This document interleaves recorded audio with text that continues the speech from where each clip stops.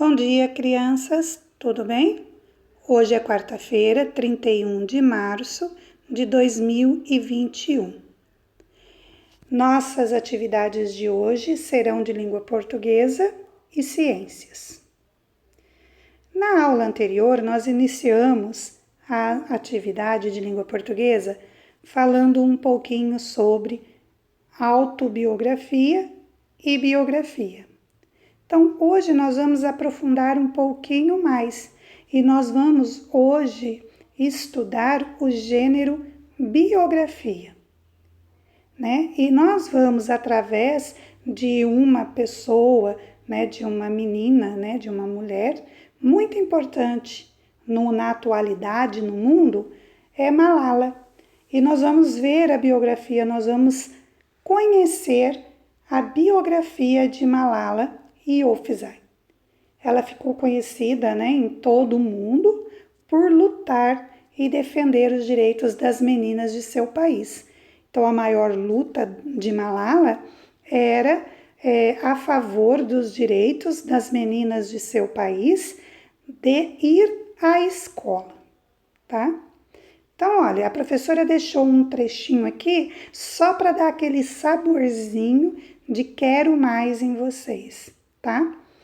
Malala, uma menina que vivia em uma região sob domínio do Talibã, grupo político que atua no Afeganistão e no Paquistão, e cuja característica principal é seguir com rigidez os textos islâmicos, incluindo proibição à cultura de outros países e a frequência das mulheres à escola.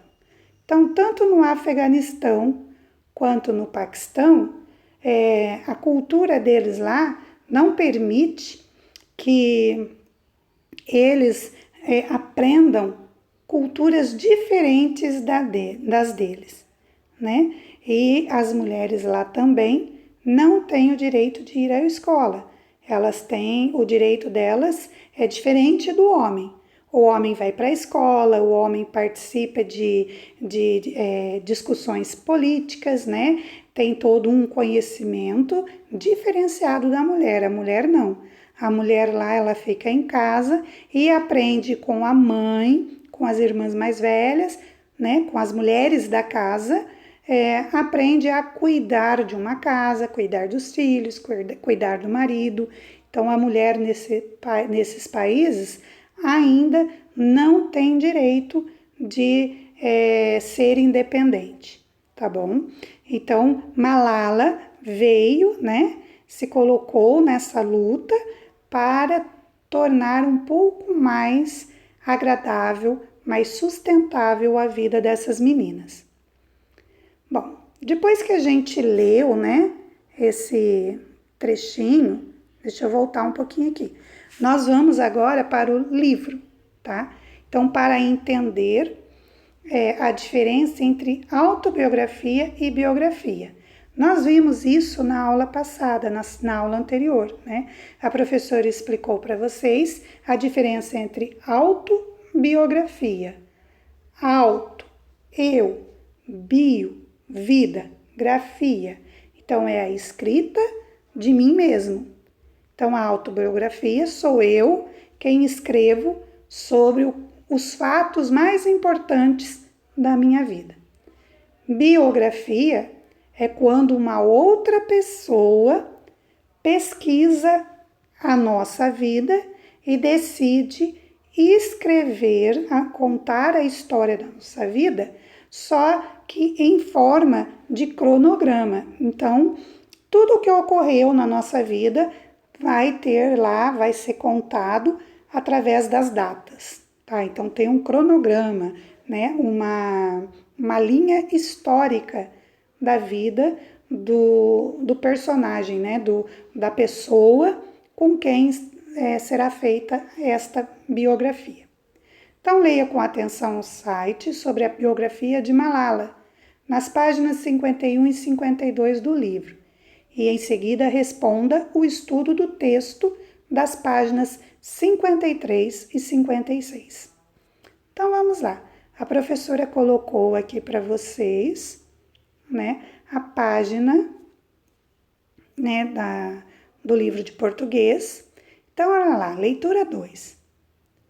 Agora você vai ter a biografia de Malala Yousafzai, que se tornou mundialmente conhecida por defender o direito das meninas de seu país, o Paquistão, de frequentar a escola. Essa biografia foi publicada no site da ICMR, sigla em inglês que significa Eu Conheço Meus Direitos, uma organização não governamental brasileira dedicada à proteção de crianças refugiadas. Em sua opinião, por que a biografia de Malala foi publicada nesse site? Então vamos lá, olha. Né? Malala Yousafzai, biografia. Olha a foto dela, olha que linda que ela é. A professora vai abrir um pouquinho aqui para vocês verem melhor a foto, a imagem da foto, tá? Então, olha só. Uma criança, um professor, um livro e uma caneta podem mudar o mundo. Esta frase foi dita por Malala, tá? Então, Malala nasceu em 12 de julho de 1997 em Mingora, a maior cidade do Vale do Swat. Acho que é assim que lê, tá bom, crianças? Região montanhosa e tribal ao noroeste do Paquistão e próxima à fronteira com o Afeganistão. A situação geral da educação no país é de extrema precariedade e, segundo a Organização das Nações Unidas para a Educação, a Ciência e a Cultura, UNESCO, o país tem mais de 5 milhões de menores entre 5 e 11 anos que não frequentam a escola, sendo que 2 em cada 3 crianças são meninas. O Paquistão ocupa o 3º pior posto no índice mundial relativo à igualdade dos sexos no sistema educacional. Na província onde Malala vivia, Khyber Pakhtunkhwa, a taxa de analfabetismo entre as mulheres é superior a 60%. O país de Malala,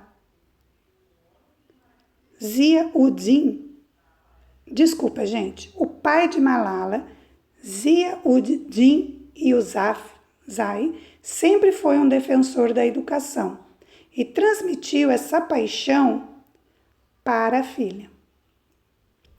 Segundo amigos, o educador e dono de uma escola mista de ensino médio costumava dizer que se fosse assassinado por educar crianças, não haveria forma melhor de morrer.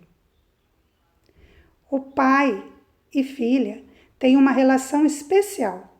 Era com ela que Yousafzai discutia política, enquanto os outros 2 filhos iam dormir. A luta para educar a menina e manter sua escola começou em 2007, quando o Tehrik-i-Taliban, braço paquistanês do Talibã, infiltrou-se em Mingora e, a partir de então, destruiu mais de 400 escolas. Baniu as mulheres da vida social, proibindo-lhes o acesso à educação, e aterrorizou a população com as execuções públicas e ameaças transmitidas em rádios clandestinas.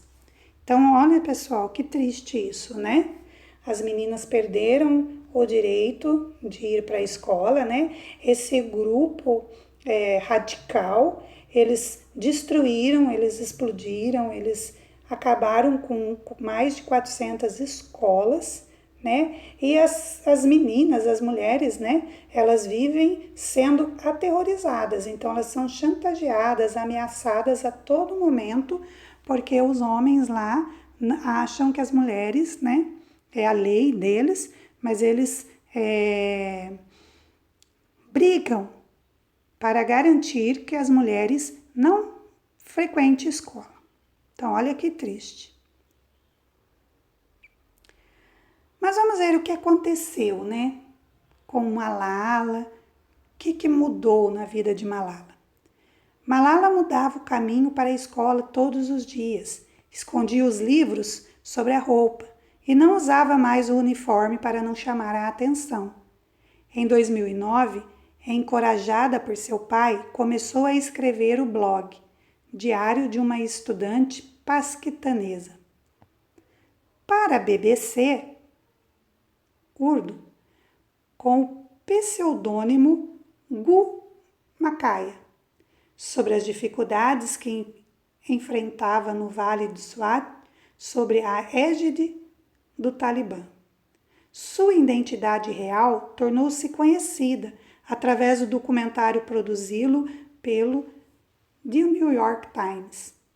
Àquela altura, Malala já havia se tornado um ícone para as meninas da região, por defender a educação feminina e criticar abertamente o Talibã, algo que nem os políticos paquistaneses faziam por medo. Malala ganhou prêmios e conseguiu das autoridades melhorias para as escolas da região. Em dezembro de 2011, recebeu do primeiro-ministro Yousaf Paz-Aguilano o Prêmio Nacional da Paz, rebatizado com seu nome, assim como o colégio onde estudava. Na cerimônia, revelou o desejo de formar um partido político para defender a educação. Em outubro de 2012, homens armados entraram no ônibus escolar onde viajava e perguntaram por Malala. Quando uma colega de classe apontou para ela, um homem armado atirou em sua cabeça e a bala atravessou o pescoço, instalando-se no ombro. Os tiros também feriram outras meninas que estavam no ônibus.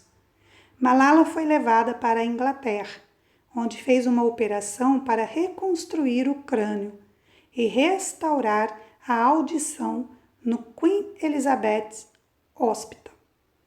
Recuperada, hoje mora com a família em Birmingham, onde estuda em um colégio só para meninas. Desde o atentado, Malala foi homenageada por diversos prêmios e é a pessoa mais jovem a ser indicada para o Prêmio Nobel da Paz. Em 12 de julho de 2013, Malala fez o primeiro discurso público desde o atentado, durante a reunião dos jovens líderes na Assembleia Geral da ONU, em Nova York. A data coincidiu com o seu aniversário de 16 anos e foi oficializada pelo secretário-geral da ONU, Ban Ki-moon, como o Dia Malala, em homenagem aos seus esforços para garantir educação para todos. Então, gente, olha, esta aqui foi, um trecho da biografia de Malala, uma menina que já desde pequenininha tinha toda essa preocupação, Se preocupava muito com o direito das meninas.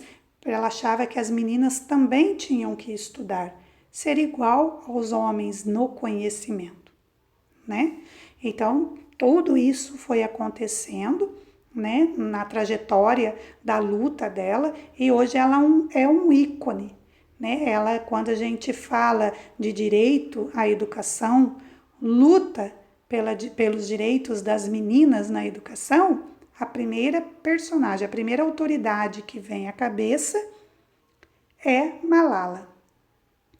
Então, olha, depois a gente fazer essa pequena leitura, nós vamos então para o estudo do texto.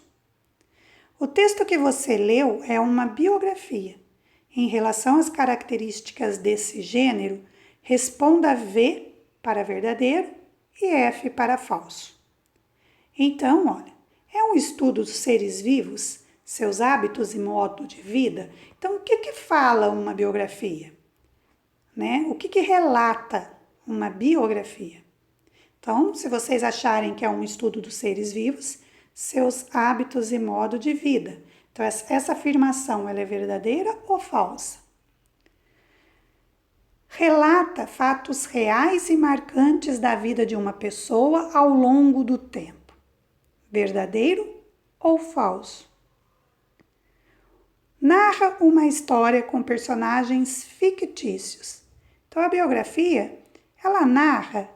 A Malala é um personagem criado da imaginação de alguém?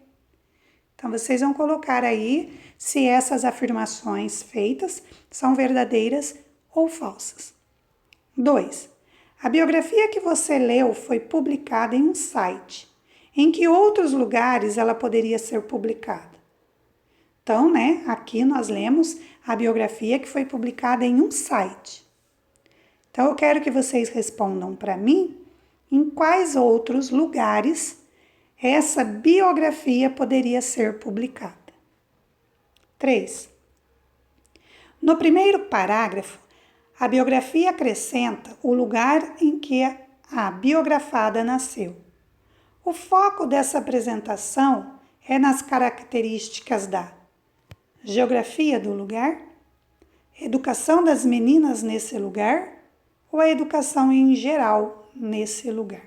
Então, vocês vão assinalar aí o que apresenta o primeiro parágrafo, né? O que ele quer dizer, o que ele apresentou, né? Como ele mostrou a biografia onde a Malala nasceu. Então, vocês vão pôr um X aí para a professora. No país onde Malala nasceu, meninos e meninas têm os mesmos direitos? Por quê? Então, essa resposta aqui, pessoal, lembra que a professora disse que algumas respostas são pessoais, né? Que é aquilo que a gente acha, que a gente entendeu da interpretação que nós, cada um, faz. Então, vocês vão dar aqui a resposta, é uma resposta pessoal. Então, vocês vão colocar com a palavra de vocês. Se vocês acham que lá, né, no Afeganistão, no Paquistão, tanto os meninos quanto as meninas têm os mesmos direitos. Se vocês acharem que não, o porquê? O que levou vocês a pensar, a achar que não? No país de Malala, os meninos e as meninas não têm os mesmos direitos. Tudo bem? Aqui, olha, circule um trecho do texto que comprove sua resposta. Então, depois que vocês escreverem a resposta de vocês aqui, vocês vão lá no texto, no livro, e vão circular o parágrafo que prova o que vocês estão falando, que justifique, tá bom? Vamos continuar. Vou descer mais um pouquinho. De que forma Malala denunciava o que acontecia com a educação em seu país? Então, vocês vão voltar lá no texto, na biografia dela, vão ler novamente e vão dar a resposta aqui para a professora, né? Como que Malala denunciava? O que ela fazia para denunciar, né, o que acontecia com a educação lá no seu país? 6. Por que Malala se transformou em ícone para as meninas de sua região? 7. Em sua opinião, Malala merece uma biografia que destaque seus feitos? Por quê? Você sabe o que significa ter direito à educação? Conhece alguém que esteja sem estudar? Sabe por que isso aconteceu? Então, esta daqui também é umas perguntas pessoais. Então, cada um vai dizer, né? Se conhece, se sabe, né, o significado de direito à educação. O que significa isso? Tá? Olha aqui também destacado, olha, 9. Leia estes trechos do texto. Malala nasceu em 12 de julho de 1997, em Mingora, a maior cidade do Vale do Swat. Em 2009, encorajada por seu pai, começou a escrever o blog. Em dezembro de 2011, recebeu do primeiro-ministro Yousaf Paz Gilano o Prêmio Nacional da Paz. Então, observe aqui a foto. Crianças brincam na cidade de Mingora, Vale do Swat, Paquistão, 2015. Então, vamos lá. Localize no texto a expressão que indica quando Malala nasceu. B. Quando ela começou a escrever seu blog. C. Quando recebeu o prêmio. A professora aqui, olha, destacou, né, essas expressões do tempo para a gente entender um pouquinho melhor. As expressões de tempo dão precisão aos fatos relatados em uma biografia. Então, vocês vão procurar lá no texto, tá? Localize no texto a expressão que indica quando Malala nasceu, tá? Então, vamos continuar agora mais um pouquinho. A 10. Observe esta linha do tempo com fatos da vida de Malala, como aparecem na biografia. Então, vocês têm aqui, olha, uma linha do tempo, né? A gente observa aí que em cima, no laranja, está 1997, o verde, 2009, o roxo, 2011, o verde, 2012 e o rosa, 2013. E aqui está escrito, né, todos os fatos que ocorreu na vida de Malala até 2013. Como os fatos da vida de Malala foram organizados? Marque a resposta com um X. Então, olha, ele foi organizado do mais novo para o mais antigo, do mais antigo para o mais recente, do mais importante para os menos importantes. Então, olha, vocês vão colocar aqui qual dos três está correto, tá bom? Nas biografias, geralmente os fatos são organizados em ordem cronológica, isto é, do mais antigo para o mais recente. Então, vocês vão voltar aqui, olha lá na linha do tempo e vão observar. E vai marcar o X na resposta correta aqui, tá? 11. Releia este trecho. Malala mudava o caminho para a escola todos os dias. Escondia os livros sobre a roupa e não usava mais o uniforme para não chamar a atenção. Então, vocês vão responder a letra A. Os fatos são relatados pela própria pessoa ou por outra pessoa? B. Selecione no trecho duas palavras que comprovam sua resposta ao item A. Nas biografias, os fatos são relatados por alguém que pesquisou a vida do biografado, ou seja, em terceira pessoa. 12. Que assunto é o foco das informações selecionadas para a biografia de Malala? Se preferir, consulte a linha do tempo da atividade 10 para responder. Então, aí quem tiver um pouquinho de dificuldade, pode estar usando, para responder a 12, pode estar usando aí a linha do tempo lá no início da página, né, da atividade. Em sua opinião, por que a biografia apresenta esse foco e não outro? Então, também, olha, é uma resposta pessoal aqui, tá bom, gente? Então, vocês vão dar a opinião de vocês aqui. Biografia é o relato de fatos de várias fases da vida de uma pessoa. A biografia pode ser oral, escrita ou visual e divulgada por meio de livro, revista, site, filme, vídeo, fotografia, texto teatral e outros, né, etc. Então, aqui, olha, só um quadro, né, com um resuminho do que a gente aprendeu até agora sobre autobiografia e biografia, tá bom? Vocês vão fazer a leitura deste resuminho, tá? E a professora deixou aqui a sugestão de leitura para o final de semana.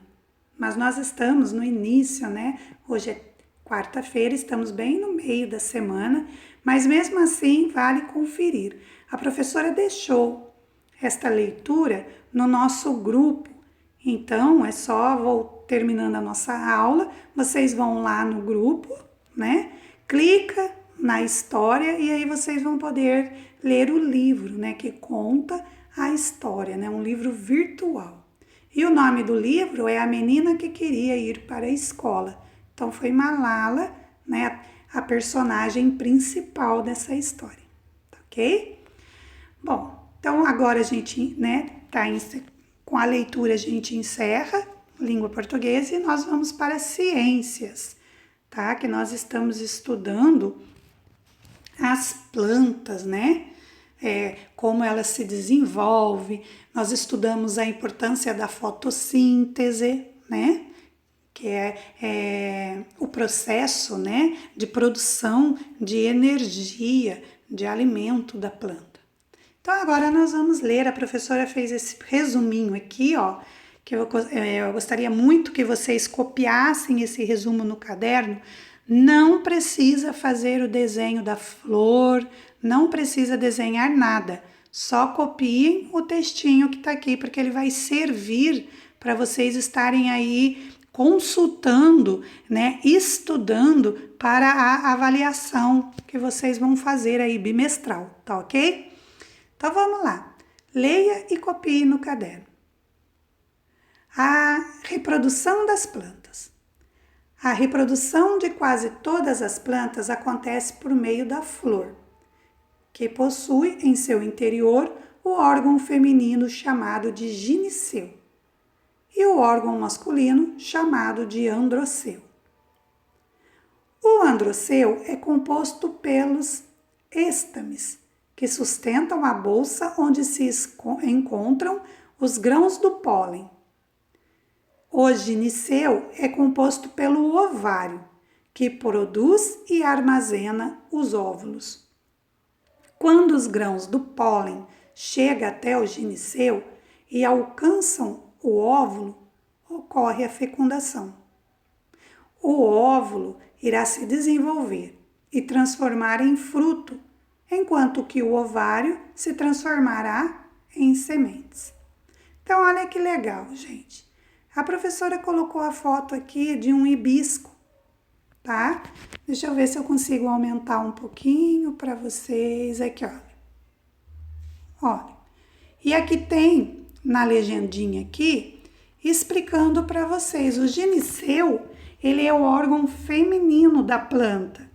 Então, ele é responsável pela produção dos óvulos, né? Do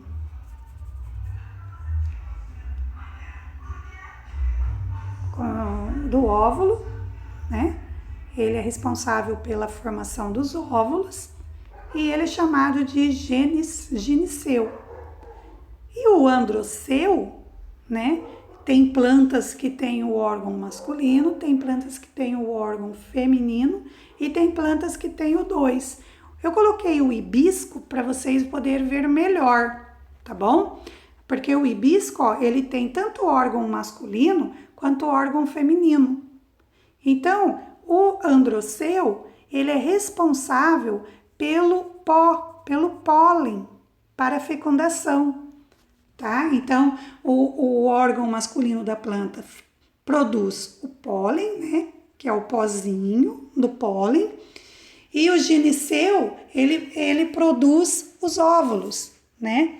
Então, quando o inseto, né? Porque os insetos, o beija-flor, alguns pássaros são os responsáveis por essa polinização. Então, quando a abelha senta lá no hibisco, ela, para sugar o néctar, né, da planta, né? O que acontece?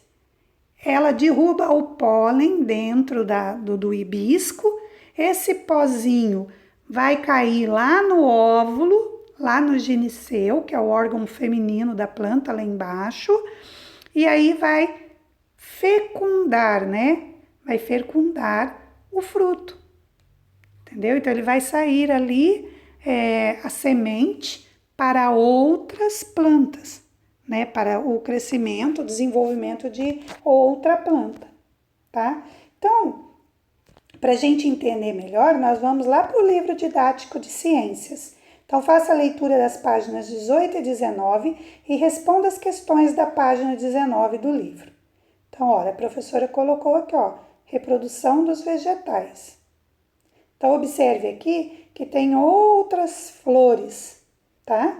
Outros tipos de flores. Então, a maioria das plantas produz flores. Algumas são coloridas e chamativas, enquanto outras são pequenas e quase da mesma cor das folhas. Então, observe aqui, ó, uma flor pequenininha, né, que é a florzinha do capim, e aqui uma flor maior, né, a gardênia, né, ela exala um perfume muito gostoso, o que atrai os insetos, né, para que aconteça a reprodução da planta. Então vamos lá, as flores são estruturas relacionadas à reprodução do vegetal, processo em que geralmente os frutos e as sementes são formadas. As sementes, ao germinar, dão origem a uma nova planta. As flores podem ter parte masculina e parte feminina, ou as duas partes juntas. Lembra que a professora disse que pode haver uma planta só com a parte só com a parte masculina, a outra planta só com a feminina, ou no caso do hibisco, que tem os dois juntos, tá? Nessas partes são formadas estruturas responsáveis pela reprodução, as chamadas células reprodutivas, as gametas, tá? Então, olha que tá até destacado no livro aí, tá mais escurinho, né? Que é para vocês guardarem na cabecinha de vocês guardarem isso lá na memória. Na parte masculina, forma-se os grãos de pólen, que contém as células reprodutivas masculinas. Na parte feminina, que fica no centro da flor, lá dentro da flor, estão contidos os óvulos. Então, no interior do óvulo, forma-se a célula reprodutiva feminina. Há plantas que têm a parte masculina e a parte feminina em flores separadas. Assim, podemos dizer que essas plantas têm flores masculinas e flores femininas. Há outras plantas, no entanto, que apresentam a parte masculina e a parte feminina na mesma flor, como é o caso do hibisco. Olha lá, no livro também tem usado como exemplo a flor do hibisco. Acho que a maioria de vocês devem já ter visto, né, esta flor. Então, vamos conhecer as partes de uma flor em uma atividade prática. Para isso, você vai precisar de flores de hibisco, uma lupa, uma folha de papel sulfite e um pincel. Então, nós não vamos... Como nós estamos na pandemia, então o aluno que tiver, tá, condições, que tiver próximo da casa dele, ou no quintal da casa, ou na casa da vovó, da titia, tiver aí uma planta de hibisco, então facilita para vocês estarem cortando, colhendo uma flor, corta ela no meio e aí vocês vão observar as partes. Para quem não tem, basta só olhar no nosso livro, ó. Observem aqui, ó, a flor inteira, né? E a flor cortada ao meio, tá? Então, olha, bem lá no fundo da flor, vocês vão ver a parte feminina do hibisco, tá? E aqui na parte superior, ó, tá vendo? Aqui é onde tem esses grãozinhos aqui.